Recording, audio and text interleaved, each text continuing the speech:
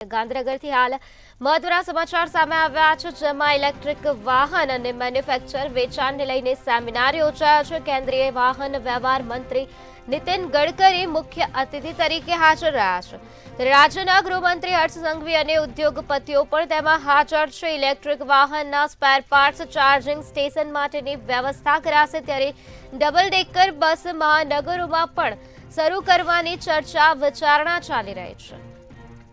Electric વાહન અને મેન્યુફેક્ચરના વેચાણને લઈને આ સેમિનારનું આયોજન કરવામાં આવ્યું છે, જેમાં મુખ્ય અતિથિ તરીકે કેન્દ્રીય વાહન વ્યવહાર મંત્રી નીતિન ગડકરી જોડાયા છે। રાજ્યના ગૃહમંત્રી હર્ષ સંઘવી સાથે ઉદ્યોગપતિઓ પણ હાજર રહ્યા છે।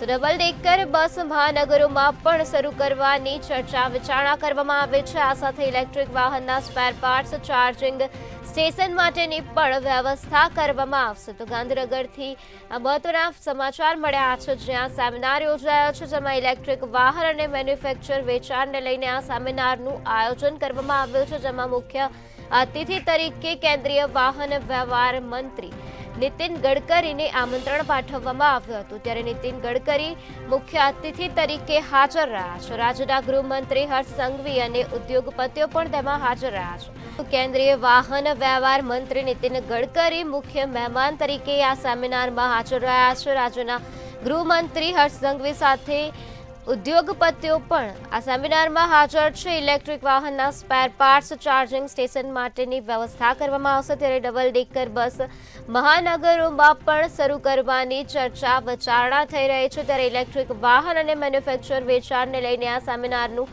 આયોજન કરવામાં આવ્યું છે।